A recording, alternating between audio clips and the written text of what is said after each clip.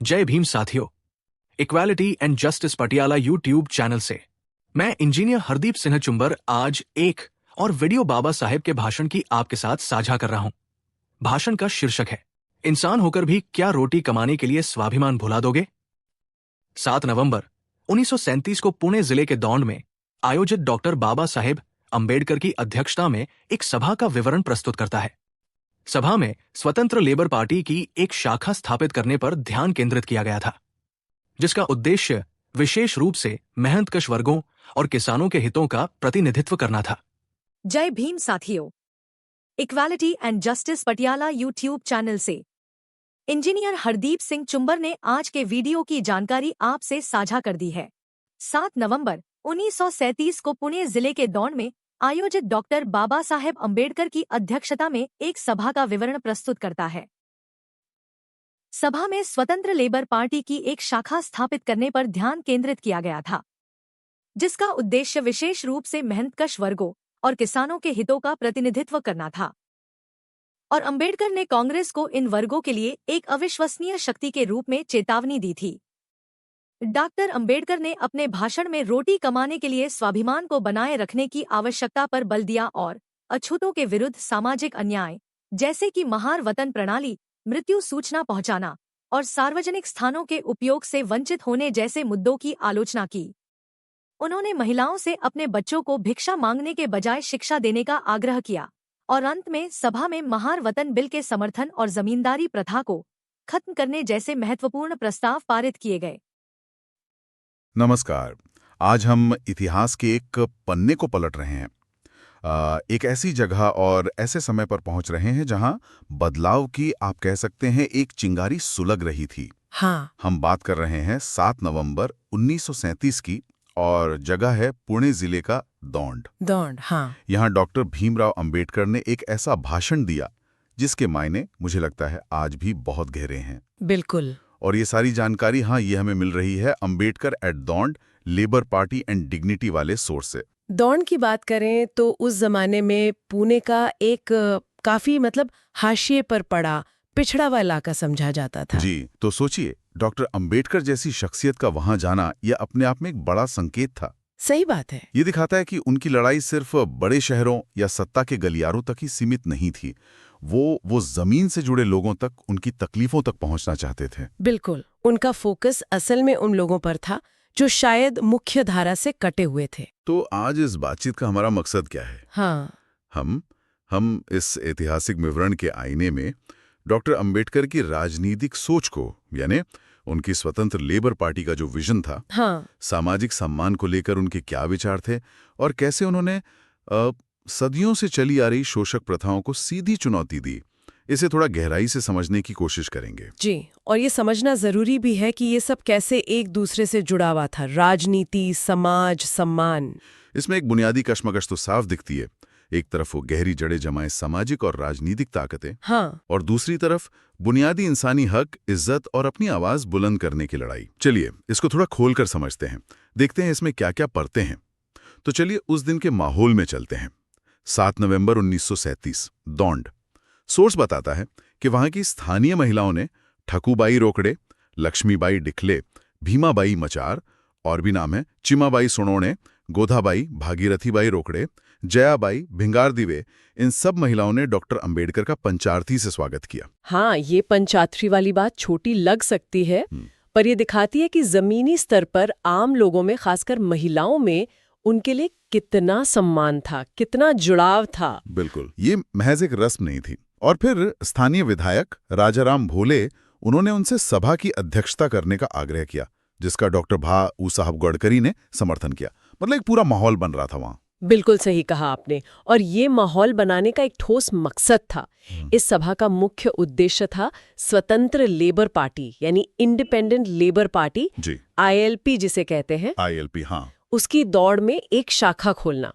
अब यहाँ जो देखने वाली बात है वो ये कि अंबेडकर ने अपने भाषण में बड़े जोर देके ये साफ किया कि ये पार्टी सिर्फ अस्पृश्यों के लिए नहीं है। अच्छा। उनके शब्द थे, उन्होंने कहा, जो लोग मजदूरी कर पेट पालते हैं और किसान हैं, उनके लिए खासकर इस पक्ष की स्थापना की गई है। ये उस दौर के हिसाब से देखें तो एक बहुत बड़ी और महत्वपूर्ण घोषणा थी। हाँ, क्योंकि ये जाति की दीवारों को तोड़कर मतलब वर्ग चेतना, मजदूर और किसान के आधार पर लोगों को जोड़ने की कोशिश थी। बिल्कुल। और ये भी सोचिए, पार्टी अभी नई ही थी। जैसा सोर्स में लिखा है, उसे बने हुए 1 साल भी पूरा नहीं हुआ था। हाँ, 1 साल भी नहीं। लेकिन पक्ष के कार्य का विस्तार बढ़ता जा रहा है। ये दिखाता है कि लोगों को शायद जो मौजूदा राजनीतिक विकल्प थे उनसे कुछ निराशा थी। हाँ, शायद उन्हें एक ऐसी आवाज की तलाश थी जो सीधे उनके मुद्दों की बात करे, उनकी तकलीफों की बात करे। निश्चित रूप से। और इसी जरूरत को अंबेडकर ने पहचाना। उन्होंने सिर्फ अपनी पार्टी की बात नहीं की, बल्कि उस समय की जो सबसे बड़ी राजनीतिक ताकत थी कांग्रेस, उस पर भी तीखा निशाना साधा। हाँ, कांग्रेस पर। और ये समझना जरूरी है कि ये सिर्फ राजनीतिक विरोध नहीं था, इसके गहरे सामाजिक मायने थे। हाँ, वो कांग्रेस वाली बात तो काफी दिलचस्प है। उन्होंने कांग्रेस को माया कहा, मतलब एक तरह का भ्रमजाल। माया, हाँ। और लोगों को समझाने के लिए वो भेड़िए और भेड़ वाली मिसाल दी। बड़ी मशहूर मिसाल है वो। हाँ, कि कोई भेड़िया जब भेड़ से कहे कि चलो मैं तुम्हें स्वर्ग दिखाता हूं, तो सियाने लोग जानते हैं कि वो भेड़ को स्वर्ग में ले जाने के बजाय राह में ही मौका पाकर खा जाएगा। कितनी सीधी, सरल लेकिन असरदार उपमा है ये। वो लोगों से कह रहे थे कि भाई सिर्फ वादों पर मत जाओ, अपनी आंखों से देखो, अपनी बुद्धि का इस्तेमाल करो। बिल्कुल। सच क्या है और झूठ क्या है, इसका अपनी बुद्धि का इस्तेमाल कर फैसला कीजिए, ये उनका सीधा आह्वान था। वो लोगों को महज अनुयायी नहीं बनाना चाहते थे, बल्कि जागरूक नागरिक बनाना चाहते थे। हाँ। उनका तर्क साफ था कि अगर आप चाहते हैं कि आपके हित के काम हों, आपकी आवाज सुनी जाए, तो आपको ऐसे नुमाइंदे चुनने होंगे जो सच में आपकी बात रखें। और उनके हिसाब से वो मंच स्वतंत्र लेबर पार्टी थी। हाँ, उनके मुताबिक स्वतंत्र लेबर पार्टी यही मंच दे रही थी। ये महज वोट मांगने की अपील नहीं थी, ये लोगों को उनकी अपनी राजनीतिक शक्ति का एहसास दिलाने की कोशिश थी। तो ये तो हुई राजनीतिक रणनीति की बात, लेकिन जैसा आपने कहा, ये सामाजिक मुद्दों से गहराई से जुड़ी थी। हाँ, बिल्कुल। यहीं पर अंबेडकर उस व्यवस्था पर चोट करते हैं जो लोगों को रोजमर्रा की जिंदगी में अपमानित करती थी, यानी वतन व्यवस्था। वतन व्यवस्था, हाँ। इस पर उन्होंने जो सवाल उठाए वो आज भी हमें, मुझे लगता है, सोचने पर मजबूर करते हैं। हाँ, और उन सवालों पर बात करने से पहले शायद ये बता देना ठीक रहेगा कि ये वतन व्यवस्था असल में थी क्या। संक्षेप में अगर कहें तो ये एक तरह की पुश्तैनी या वंशानुगत सेवा थी। बंधुआगिरी जैसी प्रथा थी, खासकर महाराष्ट्र के ग्रामीण इलाकों में। अच्छा। इसमें दलित जातियों को, खासकर महारों को, गांव के लिए कुछ तयशुदा काम करने पड़ते थे। बदले में उन्हें जमीन का छोटा टुकड़ा या थोड़ा अनाज वगैरह मिल जाता था। लेकिन काम शायद सम्मानजनक नहीं होते थे। बिल्कुल। ये काम अक्सर उनके आत्मसम्मान को ठेस पहुंचाने वाले होते थे और उन्हें गांव के सवर्णों पर निर्भर बनाते थे। इसी व्यवस्था पर अंबेडकर ने सवाल उठाए। अच्छा, तो ये उस व्यवस्था का संदर्भ था। अब उन सवालों को देखते हैं जो उन्होंने उठाए।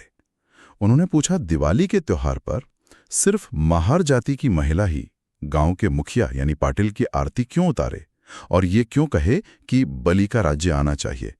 पाटिल की पत्नी आकर महार की आरती क्यों नहीं उतार सकती? जरा सोचिए, ये सवाल कितना बुनियादी है।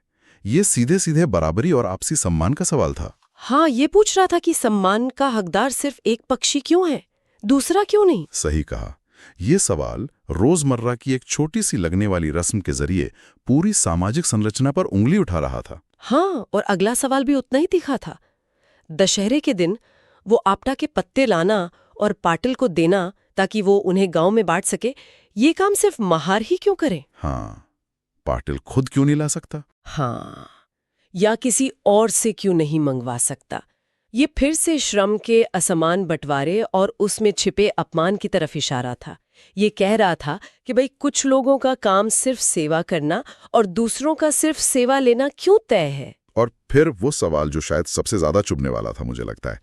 गांव में पंचायत बैठती है या कोई और जरूरी सभा होती है तो उसकी सूचना गांव भर में पहुंचाने के लिए घर घर जाकर बताने के लिए महार को दौड़ाया जाता है। हाँ। लेकिन उसी पंचायत में, उसी सभा में उसे बैठने का, अपनी बात रखने का अधिकार क्यों नहीं है? हाँ, ये तो सरासर दोगलापन हुआ ना। बिल्कुल। आप किसी व्यक्ति की सेवा तो ले रहे हैं, लेकिन उसे बराबर का इंसान मानने को तैयार नहीं है। ये तो बहुत ही अन्यायपूर्ण था। हाँ। और आखिरी सवाल भी इसी नस पर चोट करता है गांव में किसी की मृत्यु हो जाए तो उसकी खबर रिश्तेदारों तक पहुंचाने के लिए महार को ही क्यों मीलों पैदल दौड़ाया जाता है। आज के जमाने में तो सोचकर भी अजीब लगता है। हाँ, उस वक्त डाक या तार जैसी सुविधाएं होते हुए भी इस काम के लिए महार की दौड़ को जरूरी समझा जाता था। अंबेडकर पूछ रहे थे कि ये अमानवीयता क्यों? ये सारे सवाल मिलकर उस वतन व्यवस्था के खोखलेपन को, उसमें निहित अन्याय और शोषण को उजागर कर रहे थे। ये मैं सवाल नहीं थे, ये तो जैसे उस पूरी व्यवस्था की नींव हिला रहे थे। ऐसा लगता है जैसे अंबेडकर लोगों की आंखों पर जो पट्टी बंदी थी उसे खींच कर उतार रहे थे।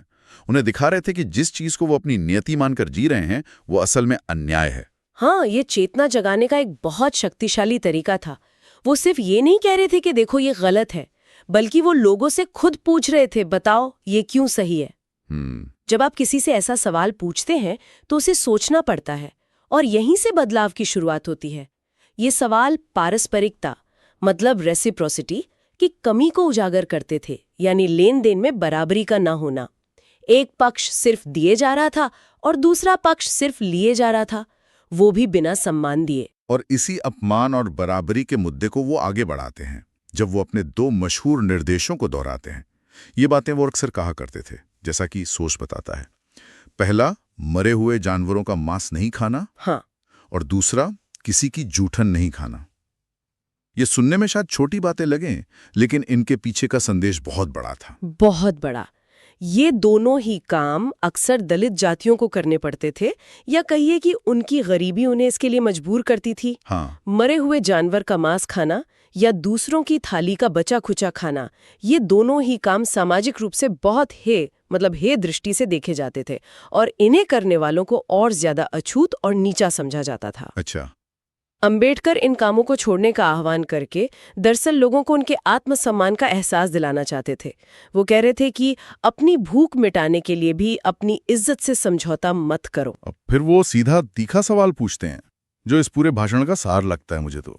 इंसान होकर भी क्या रोटी कमाने के लिए स्वाभिमान भुला दोगे? क्या जबरदस्त सवाल है ये, है ना?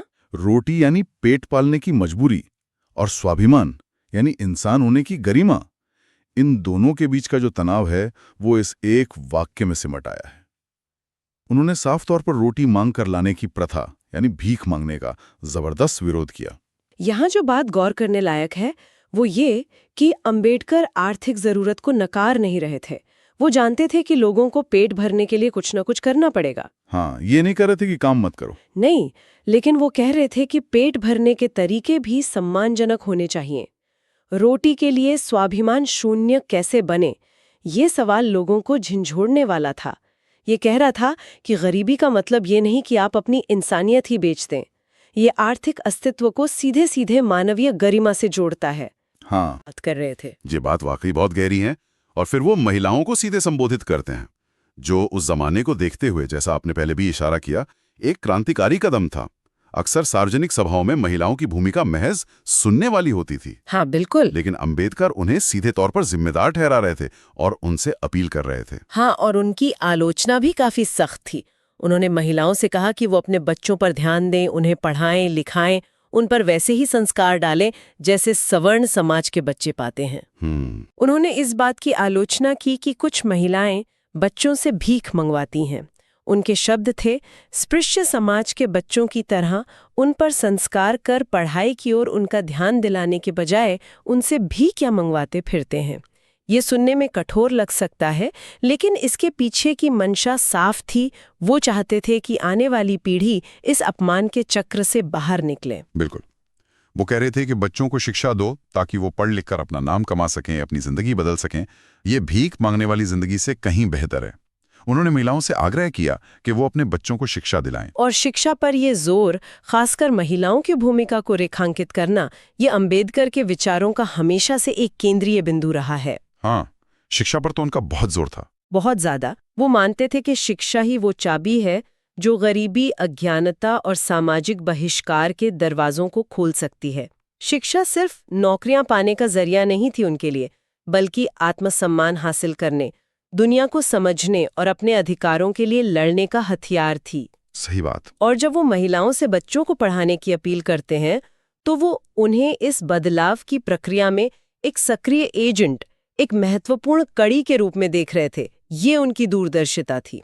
तो हमने देखा कि कैसे अंबेडकर ने राजनीतिक संगठन यानी आईएलपी, सामाजिक कुरीतियों यानी वतन व्यवस्था की आलोचना और व्यक्तिगत स्तर पर स्वाभिमान और शिक्षा की जरूरत को एक साथ पिरोया। हाँ, सब जुड़ा हुआ था। लेकिन बात सिर्फ भाषण तक ही सीमित नहीं रही।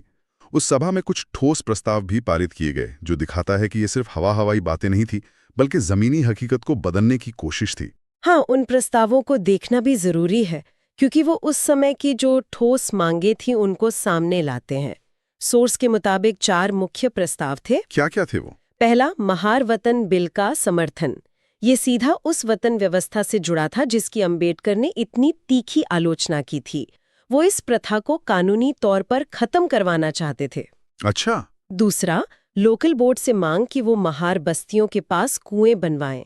ये पानी जैसी बुनियादी जरूरत से जुड़ा था जो अक्सर दलित बस्तियों में उपलब्ध नहीं होता था। हाँ। और उन्हें सवर्णों के कुओं पर निर्भर रहना पड़ता था जहां भेदभाव होता था। बिल्कुल। तो ये छुआछूत के खिलाफ एक व्यावहारिक कदम था। ये तो बहुत ही बुनियादी मांगे थीं, लेकिन कितनी जरूरी थीं। और बाकी 2 प्रस्ताव क्या थे? तीसरा प्रस्ताव था जमींदारी प्रथा को खत्म करने वाले बिल का समर्थन करना। जमींदारी प्रथा, हाँ, ये किसानों और भूमिहीन मजदूरों के आर्थिक शोषण से जुड़ा एक व्यापक मुद्दा था।